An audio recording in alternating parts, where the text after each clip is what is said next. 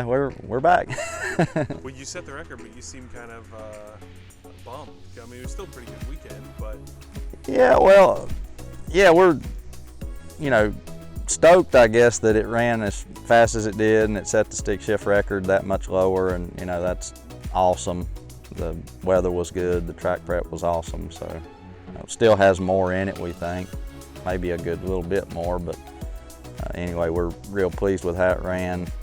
Kind of disappointed in losing the stick shift shootout like we did, just my mistake on staging. We didn't quite get staged fully, and then when I tried to pop the clutch out to roll it in a few more inches, I ended up rolling too far and rolled out of the beam, so that's the end of that story. But and then in the race, we pretty much had everybody's number from an ET standpoint, but being a stick car, we struggle with reaction time compared to the auto guys. Normally we race stick shifts only, but for that race they had, just all ranges of cars from GTRs to ultra street cars. So as the day progressed, of course we skipped a couple of our qualifying runs because we knew the clutch was, hanging by a thread. Same clutch we had at Florida, with the whole scratching on it with a rock and taking shims out, just guessing at it, and we kind of got lucky that it held there, and it held the first few passes at Maryland this weekend, but during the actual rounds of the race, it started going away each pass. We went a 7:38 or 9, I think, in the first round, and basically the car ran the same mile per hour and everything as it did in qualifying, but the 60-foot fell off where it slipped so much more. And then as I guess it had so much slip in that run that it continued to just wear on it. So the next run we actually took power out, and of course part of that was the sun was going down and the track was getting colder, and we wanted to make sure we stayed hooked up. But the other reason was the clutch going away. And it ran a similar ET again. It almost seemed like a bracket car for a couple of rounds. I think it ran a 37 that pass, but the data showed that the clutch was slipping more and more. And then the next round of the race, it's a little foggy, just now getting back. The next round, I don't remember it. I believe it was the GTR, and he red lit. He actually took off before the tree even started, and so we knew we got that win before I even left the line. And I ran it through third gear just to see if the changes that we had made to the tune was going to keep the slip in check or if it was getting continually worse. And we aborted that run early. Still had a pretty quick ET, but the mile per hour fell off. I'm sure people noticed. I don't remember exactly what it ran, but it was down because we let off probably around the 1,000-foot mark.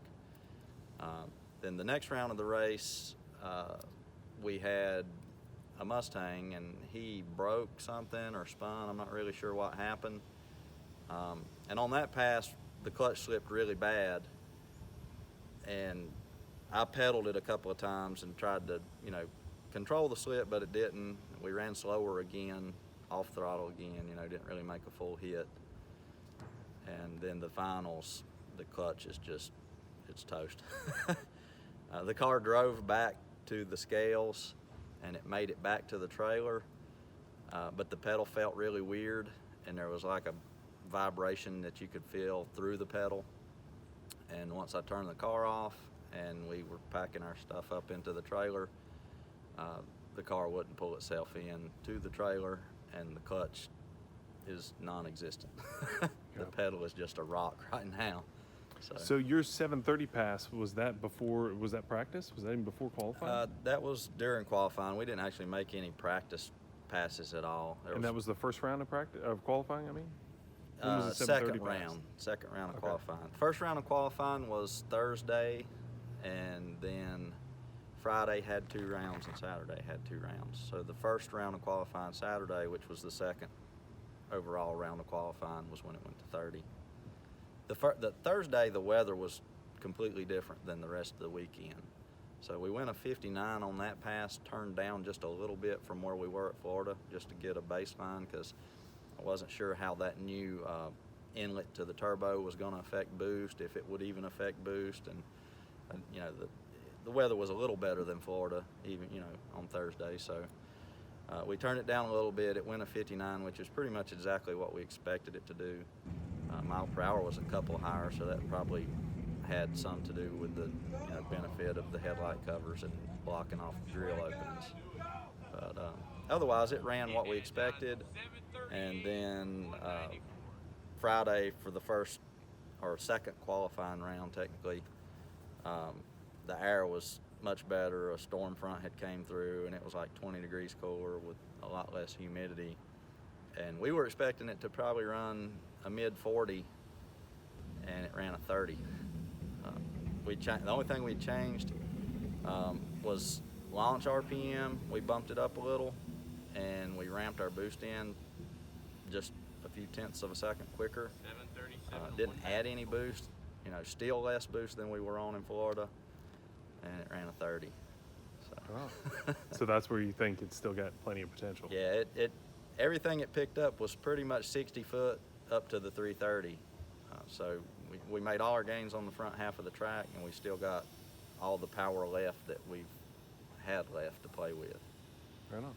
And so just to clarify for those who aren't familiar with the way World Cup Finals works, when you said that you were eliminated from stick shift shootout, that was actually the third round of qualifying on Saturday for your class? Yeah, so the stick shift shootout was a first time thing, I guess, for World Cup. There's technically no stick shift class at World Cup, and the rules, the way they're laid out, there's an import side of rules and a domestic side of rules, and then there's what they call crossover rules, where other classes or sanctioning bodies could compete in the same class, and they may make a rule revision or two, you know, to try and create parity between combos. But there's several different ways to run at World Cup by rule sets, and we fell under the Texas 2K crossover rule set, which is basically you have to have an H pattern rear-wheel drive domestic. They didn't allow imports to cross over, I don't think, or at least not front-wheel drives. They did let import rear-wheel drives fall into that group. But anyway, it was H pattern 28 by 1150 or smaller tire. Really not very many rules for us compared to the guys we were competing against.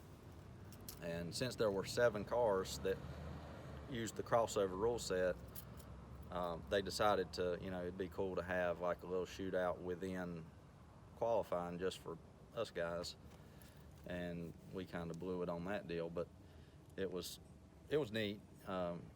You know, we should have won it, but just luck didn't go our way. And were you working the clutch this winter and then worry about next season, or what? Yeah, well, we've had a new clutch ordered for a little while. Hopefully we'll get some information on when we might see that, but we're done for the year.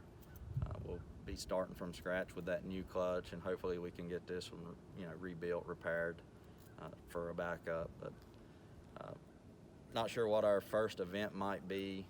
We may do TX2K again this year, not sure. It's a pretty good haul, and I think there's usually a streetcar takeover in Florida early in the year, so we may hit that first. Right on. Well, here's to more winter projects. Yeah. So thanks. Sounds good, man. Thank you.